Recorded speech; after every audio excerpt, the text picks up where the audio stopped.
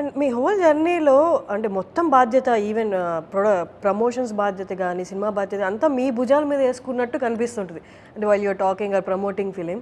But ఈ whole ప్రాసెస్లో మీకు ఎక్కడైనా అనిపించిందా నాకు కూడా ఒక సపోర్ట్ ఉంటే బాగుండు మొత్తం నేనే వేసుకొని చేస్తున్నాను అబ్బా అని? అట్లా నాకు బిగినింగ్లో ఉండేది, దాని తర్వాత నాకు జనాల సపోర్ట్ ఉంది అని అర్థమైంది. దాని తర్వాత నేను ఏం పెద్ద బర్డన్ ఫీల్ కాలే. అండ్ విత్ టైం చూసిర్రు, నాకు విత్ టైం వచ్చేసిర్రు. Like I have to thank Balayya garu వచ్చిర్రు, చరణ్ వచ్చిండు. అండ్ అందరూ వదిలేస్తే దమ్కి సినిమాకి యుఎస్లో ఉండాల్సిన మనిషి వచ్చేసిండు నా కోసం, ఎన్టీఆర్ గారు. ఆస్కర్స్ తర్వాత నాకు తెలుసు అక్కడ ఆయన మాట ఎవరితో అన్నాడు కూడా నాకు తెలుసు. ఇంకో 2 రోజులు ఉండాల్సిన మనిషి అక్కడ లేదు, అక్కడికి వెళ్ళాలి వాడుతుంది ఈవెంట్ అని చెప్పి వచ్చేసిండు. సో డెఫినెట్లీ అనుకున్నా, ఇప్పుడు అనుకోను. ఎందుకంటే ఇప్పుడు నిజంగానే ఇప్పుడు వాళ్ళు వచ్చి అంత సపోర్ట్ చేసినా కూడా నేను ఇప్పుడు I shouldn't complaint about any support system anymore. Exactly, yeah. But నాకు గుర్తుండి ఒకటి, ఒక పర్సన్ సపోర్టు మీరు అప్పుడు బాగా కోరుకున్నారు, ఒక హీరో సపోర్టు స్టార్టింగ్ డేస్లో కోరుకున్నారు. జస్ట్ ఈవెంట్కి రమ్మనో లేకపోతే ట్రైలర్ రిలీజ్ చేయమనో కోరుకున్నారు. But it didn't happen. మీరు అప్పుడు చాలా హర్ట్ అయ్యారు. అవును, ఎందుకైనా అంటే వెంకటేష్ గారు వచ్చారు కదండి. దానికి వెంకటేష్ గారు వచ్చారు కదా. వెంకటేష్ గారు ఇట్లా అడిగినా ఈవినింగ్ అడిగి మార్నింగ్ వచ్చి ఈవెంట్కి ఎమోషనల్ అయినా వెంటనే మార్నింగ్ ఇంకెక్కువ ఎమోషనల్ అయినా వెంకటేష్ గారు రాగానే.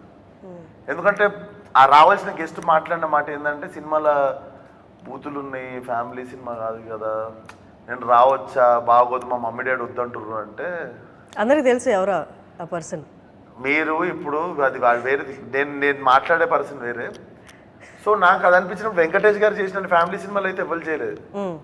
ఇప్పుడు ఎవరన్నా ఏమన్నా అనుకుంటే వెంకటేష్ గారిని అనుకోవాలి, కానీ వెంకటేష్ గారు టక్ మన వచ్చి చేసేసారు సినిమా.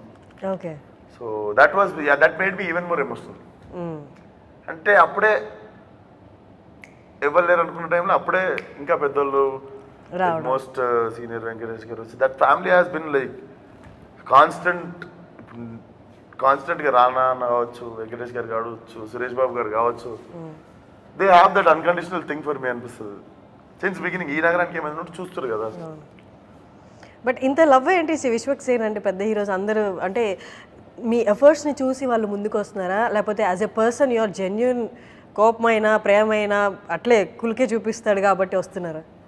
నాకు తెలిసి అంటే నేను ఒక టైంకి once it started coming back, once you start feeling love from this people కదా.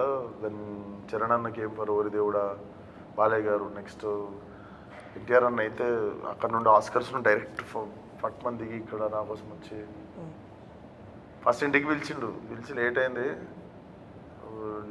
జపాన్లో నువ్వు ఈ ఇంటర్వ్యూలో నైట్ 4 గంటలు పెట్టుకొని చూసిన సోఫాలో, నువ్వు హ్యాపీ ఫీల్ అవుతుంది అని చెప్తే నేను ఈ ఇంటర్వ్యూలు అన్నీ చూసినా, నువ్వు నాకు తెలియదు అనుకున్నా, నాకు కుదరలేదు అంతే, అందుకే పిలిచిన అది అని. దమ్కి రావాలన్నా నువ్వే, చాలా డేరింగ్గా చాలా స్టంట్లు వేసేసిన దమ్కి తీసే ప్రాసెస్లో అంటే. దెన్ ఈ came for me.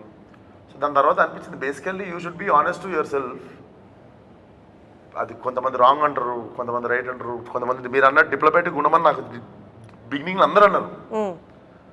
Even after 1-2 releases నేను ఎప్పుడు ఎవరి కోసం మార్చుకోలేదు. ఈరోజు అదే మార్చుకోకంటారు. సో ఆ 2 years నేను ప్యానిక్ అయ్యి అందరి మాట వింటే నా క్యారెక్టర్ నాకు లేకుండా పోయేది.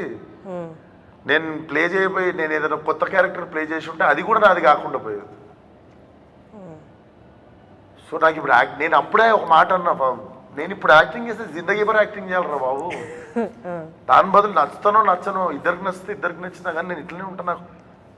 నాతో కాదు ఇప్పుడు కొత్త లైక్ చేయి చెప్పినట్టు భజన చేయడము, లేకపోతే ఇది రావు నాకు, నేను చేయలేను అని చెప్పిన.